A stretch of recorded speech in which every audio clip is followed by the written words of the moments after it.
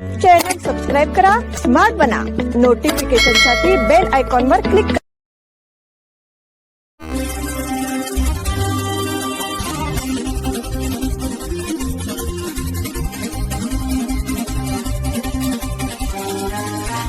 नमस्कार, स्मार्ट न्यूजच्या बुलेटिन मध्ये आपलं स्वागत. पाहूया आजच्या दिवसभरातील ठळक घडामोडी. पेपर फुटी प्रकरणात आरोपपत्र दाखल. देशभरात खळबळ उडवणाऱ्या नीट पेपर फुटी प्रकरणात केंद्रीय अन्वेषण विभागाने तपासाला महत्त्वाचे वळण देत दिल्लीतील राऊस एव्हेन्यू फास्टट्रॅक न्यायालयात 13 आरोपींविरुद्ध तब्बल 20,000 पानांचे आरोपपत्र दाखल केले आहे. या प्रकरणात देशभर पसरलेल्या पेपरफुटी प्रकारांचा तपशील, शेकडो साक्षीदारांचे जबाब आणि शेकडो दस्तऐवजांचा समावेश करण्यात आला आहे. सीबीआयने दाखल केलेले आरोपपत्र हे या प्रकरणातील आतापर्यंतचे सर्वात मोठे कायदेशीर पाऊल मानले जात आहे. आरोपपत्रात 360 साक्षीदारांचे जबाब आणि 422 कागदपत्रांचा आधार घेण्यात आला आहे. याशिवाय मोठ्या प्रमाणावर डिजिटल पुरावे, आर्थिक व्यवहारांची माहिती आणि फॉरेन्सिक तपास अहवालांचाही समावेश करण्यात आला आहे. तपास यंत्रणेनुसार आरोपींमध्ये परीक्षा प्रक्रियेशी संबंधित काही तज्ज्ञ, कोचिंग सेंटरचे संचालक, मध्यस्थ आणि पेपरफुटीच्या कटात सहभागी इतर व्यक्तींचा समावेश आहे. त्यांच्यावर गुन्हेगारी कट रचणे, फसवणूक, पुरावे नष्ट करणे, सार्वजनिक परीक्षांमध्ये गैरप्रकार करणे तसेच भ्रष्टाचार प्रतिबंधक कायद्याअंतर्गत विविध गंभीर गुन्हे दाखल करण्यात आले आहेत. सीबीआयच्या तपासात प्रश्नपत्रिका गळतीचे संपूर्ण जाळे उघड झाल्याचा दावा करण्यात आला आहे. 1400 कोटींसह डी.के. शिवकुमार ठरले देशातील सर्वात श्रीमंत मुख्यमंत्री. कर्नाटकाचे मुख्यमंत्री डी.के. शिवकुमार हे देशातील सर्वात श्रीमंत मुख्यमंत्री ठरले आहे. निवडणूक शपथ पत्रानुसार त्यांच्या कुटुंबाची एकूण संपत्ती 1413 कोटी रुपये आहे. यापैकी त्यांच्या संपत्तीचा 80% वाटा जमीन आणि रिअल इस्टेट व्यवसायातील आहे.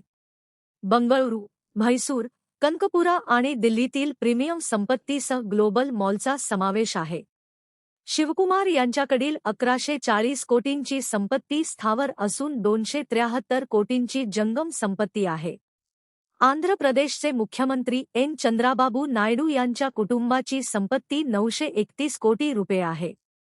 चंद्राबाबू नायडू यांची बहुतांश संपत्ती जंगम मालमत्ता आणि हेरिटेज फूड्स लिमिटेडमधील भागीदारीतील आहे. एडीआरच्या रिपोर्टनुसार दिसून येते की दक्षिण भारतातील राज्यांचे मुख्यमंत्री आर्थिकदृष्ट्या सक्षम आहेत. तामिळनाडूचे मुख्यमंत्री जोसेफ विजय यांची संपत्ती 648 कोटी रुपये आहे. शेतकऱ्यांच्या विविध मागण्यांसाठी शहरात मोर्चा. शेतकऱ्यांच्या विविध मागण्यांच्या पूर्ततेसाठी गुरुवारी शहरातून मोर्चा काढण्यात आला. कर्नाटक राज्य शेतकरी संघटना आणि हरित सेनेतर्फे राज्याध्यक्ष वासुदेव मेटी तसेच एमडी नंजुंडस्वामी यांच्या मार्गदर्शनाखाली बेळगावात मोर्चाचे आयोजन करण्यात आले होते. शहरातील राणी चन्नम्मा चौकातून जिल्हाधिकारी कार्यालयापर्यंत हजारो शेतकरी आणि महिला शेतकऱ्यांनी मोर्चा काढला. काही काळ राणी चन्नम्मा चौकात मानवी साखळी करून वाहतूक रोखत शासनाविरोधात निदर्शने करण्यात आली. राज्यात तातडीने दुष्काळ जाहीर करावा, शेती कर्जमाफी करावी, 3 कृषी कायदे मागे घ्यावेत तसेच विविध सिंचन प्रकल्पांची अंमलबजावणी गतीने करावी, या प्रमुख मागण्यांसाठी आंदोलन करण्यात आले.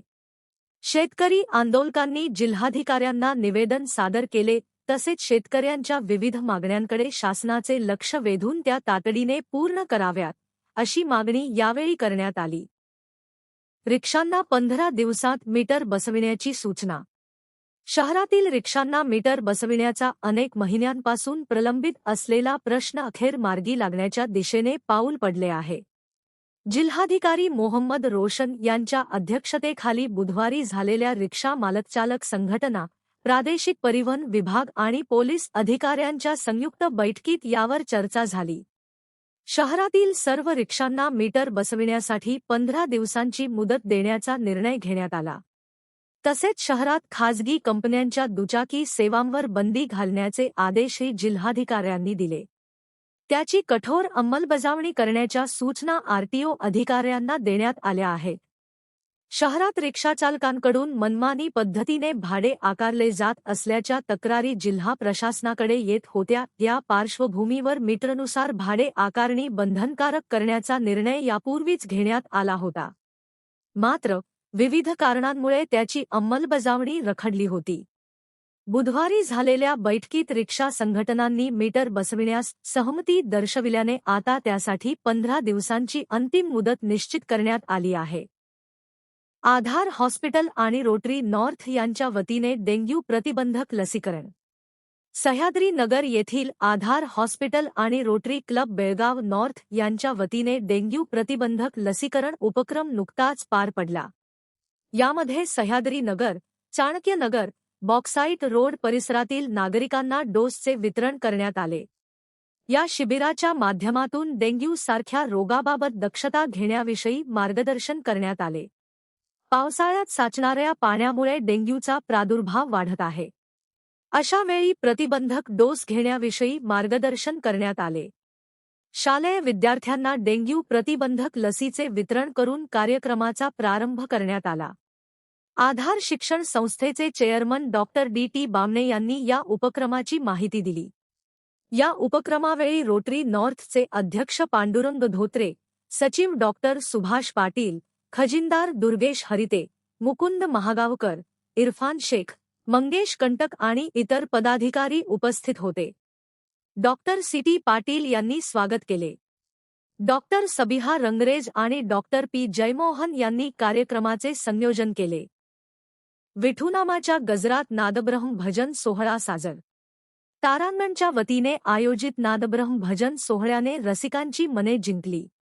श्रोत्यांच्या उत्स्फूर्त प्रतिसादात आणि अभूतपूर्व भक्तिभावात भजन सोहळा संपन्न झाला. सरस्वती वाचनालयाच्या अध्यक्षा स्वरूपा इनामदार, गिझरे हॉस्पिटलचे डॉक्टर दत्तप्रसाद गिझरे व डॉक्टर मंजुषा गिझरे, आर्थिक सल्लागार विजय भागवत, नाद सुधा सिंगिंग स्कूलचे संचालक M.N. सत्यनारायण आणि तारांगणच्या संचालिका अरुणा गोजे पाटील व्यासपीठावर होते. मान्यवरांच्या हस्ते सरस्वती पूजन, गाथा पूजन करून दीपप्रज्वलनाने कार्यक्रमाचा शुभारंभ झाला. बाल गायकांनी गणेश वंदना सादर केली. त्यानंतर सोहळ्यात सहभागी झालेल्या महिला भजनी मंडळांनी एकापेक्षा एक सरस अभंग, गवळणी आणि भक्तिगीते सादर केली. प्रत्येक सादरीकरणाला उपस्थितांनी उत्स्फूर्त दाद दिली. पिरनवाडीच्या जनाबाई आपटेकर यांनी 20 वर्षे पायी दिंडी सोहळ्यात सहभागी झाल्यामुळे त्यांचा सन्मान करण्यात आला. पूजा सुतार यांनी सूत्रसंचालन केले. सुधा माणगावकर यांनी आभार मानले. उगार साखर कारखाना कामगारांचा मोर्चा. कागवाड तालुक्यातील उगार साखर कारखान्याविरोधात करण्यात येत असलेल्या कथित खोट्या पर्यावरणीय आरोपांच्या निषेधार्थ शेतकरी आणि कामगारांनी बेळगावात मोर्चा काढला. कारखान्याविरोधातील कथित खोट्या पर्यावरणीय तक्रारींमुळे कामकाजावर परिणाम होऊ नये अशी मागणी करत उगार साखर कारखान्याचे कामगार, शेतकरी आणि स्थानिक नागरिकांनी बेळगाव जिल्हाधिकारी कार्यालयासमोर आंदोलन केले. कारखान्यावर अवलंबून असलेल्या हजारो कामगार, शेतकरी आणि परिसरातील नागरिकांच्या उपजीविकेचा विचार करून प्रशासनाने योग्य तो निर्णय घ्यावा अशी मागणी निवेदनातून करण्यात आली. महामार्गाच्या निकृष्ट कामाबाबत मंत्री गडकरींकडे तक्रार करणार. निपाणी येथील राष्ट्रीय महामार्गावरील महात्मा गांधी रुग्णालयाजवळील उड्डाणपुलाची भिंत कोसळल्याने कामाच्या दर्जावर प्रश्नचिन्ह निर्माण झाले आहे. रस्ते निर्मिती विभागाने आतापर्यंत झालेले काम आणि कामाचा दर्जा याचे सर्वेक्षण करावे.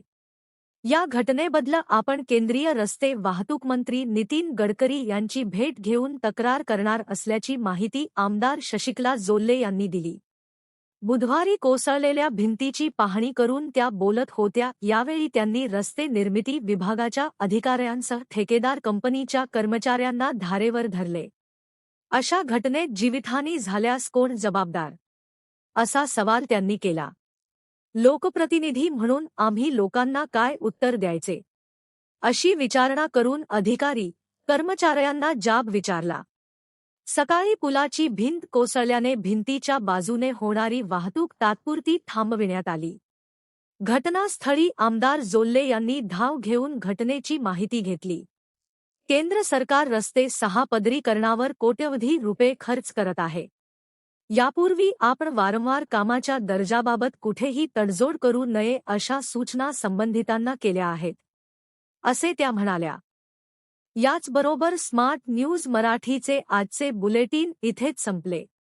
धन्यवाद.